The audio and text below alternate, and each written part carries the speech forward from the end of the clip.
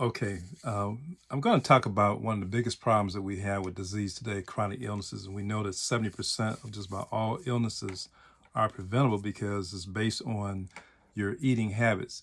Now, the problem is that you are unable to adapt to the new types of foods that are causing this problem. And we know that when you can't adapt to changes in weather, that could put you at risk of dying. If you can't adapt to changes in altitude or some sort of location, whether it's a certain latitude or longitude, that's going to put you at risk.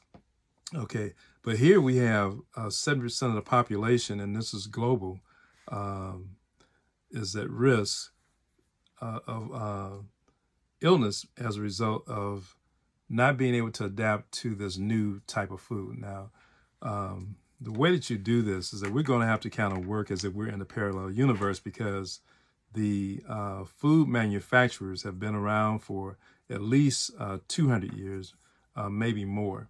And so they have perfected this using food science.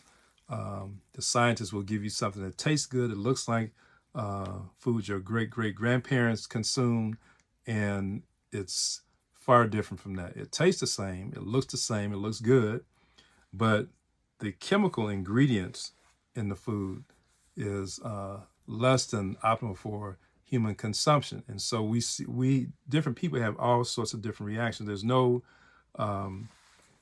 racial group on this earth there's that can escape this. The problem is that it's going to react in different groups in different latitudes and longitudes in different ways, all of which will have some sort of reaction to it. Now, there's some people who will not have reaction to this food. That's because they are able to adapt to it, but that's a minority. Okay, and what we've seen was that we know that through the researchers who have traveled the earth and they've gone to visit different groups of people in different parts of the earth, north, south, east, west, different cultures, that the people who seem to do the best, live the longest, and live life without chronic illness are the ones who, we're chronic illness, we're talking about the typical things that we see that we take medication for. That's your diabetes, your heart disease, your cholesterol issues, certain forms of cancer, hypertension. So you know all the illnesses. The thing is that people who live a traditional lifestyle in their culture basically do not have these problems. And what they found was that the people who live this lifestyle basically had a certain basic dietary lifestyle. And that diet was grains, believe it or not. They had vegetables, they had fruit, they had corn, they had potatoes, they had rice. They had some derivatives or of a different type of formation as relate to how they consume their corn, maize, different. You look at the runners. I really enjoyed watching the Olympics because I'm really looking for the different types of treatments that they do for injuries that the athletes may incur during their athletic performances. And so they do happen.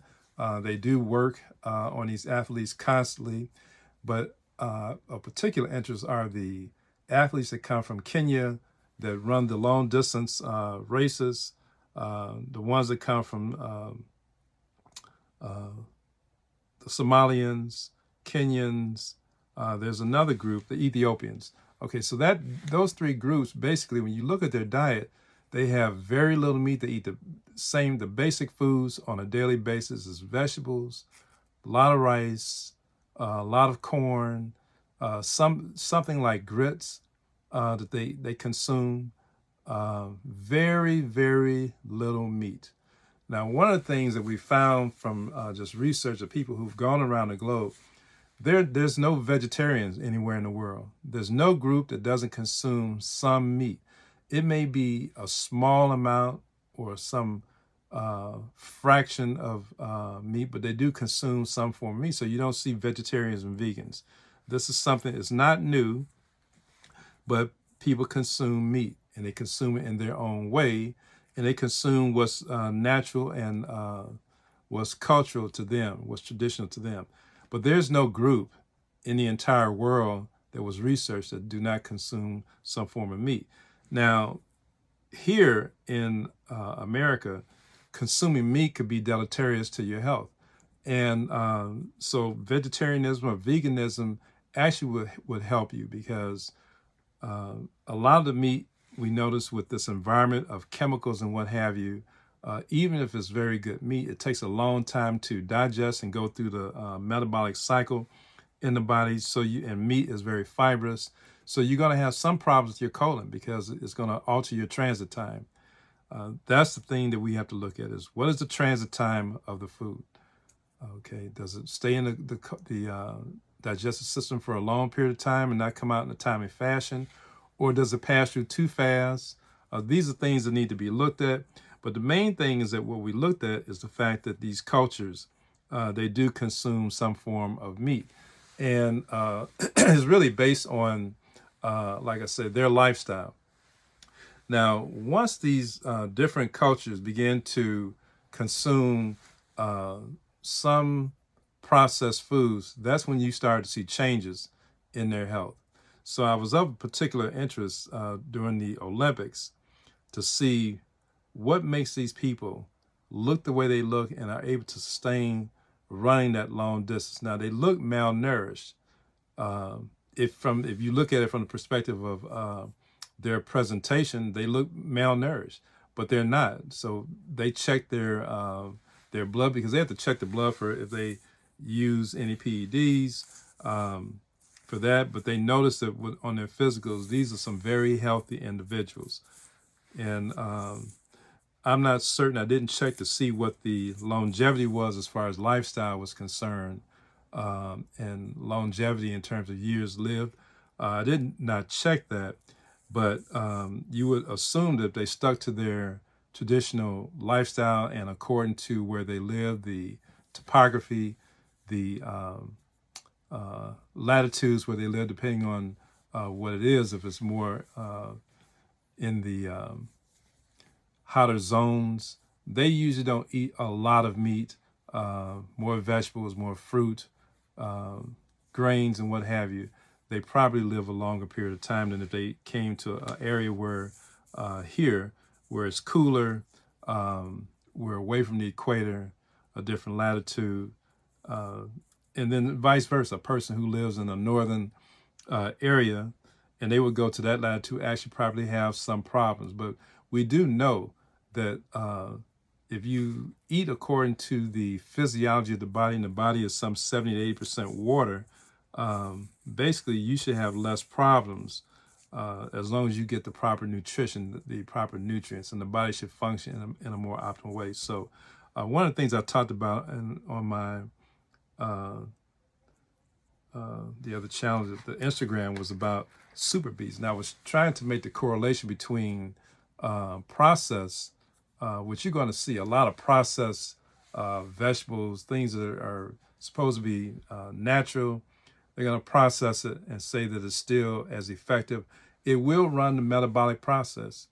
The problem I have with that is, does it contain the electricity that you find in fruits and vegetables? That electricity is part of the process of having what we call innate intelligence. Innate intelligence is God-given intelligence. Now, that's not in the food that doesn't contain electricity. Will it run the metabolic processes? Absolutely. There's no question about it. And the other thing about it is that it could be very useful in situations where you cannot get fresh food or the original food. So, but it's only for a certain period of time, usually 90 days before I would recommend going back to the original food. So these are some things that you want to look at. You want to make sure that you're able to process this food, and for how long a period of time can you consume it before you have to revert back to a more natural food, a food that contains a lot more water in it. Foods that contain water basically are more conducive to human function, since the body is 70 to 80% water. So you want foods that can be easily digested, doesn't linger around. And then you want foods that does not promote it doesn't promote aging, rapid aging. There's no such thing as anti-aging. The body is designed to age. It's just how rapid does the body age? And the body ages more rapidly when it's deprived of nutrition.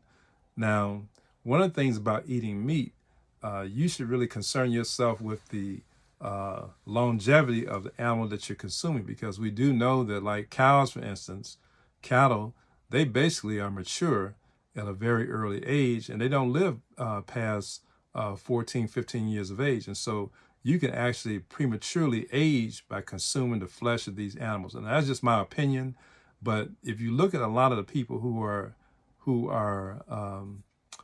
carnivores, they stick primarily with the carnivore diet, they have a different complexion and look about themselves than a person who is an herbivore, or they stick with a herbivore type of diet, or a fruitarian, a vegan, vegetarian type diet. There's a difference in the complexion of that person. So keep that in mind before you make decisions. We'll talk a little bit more about some of the things that you want to do before you embark on a change of diet and the best way to do it. Okay, best in health.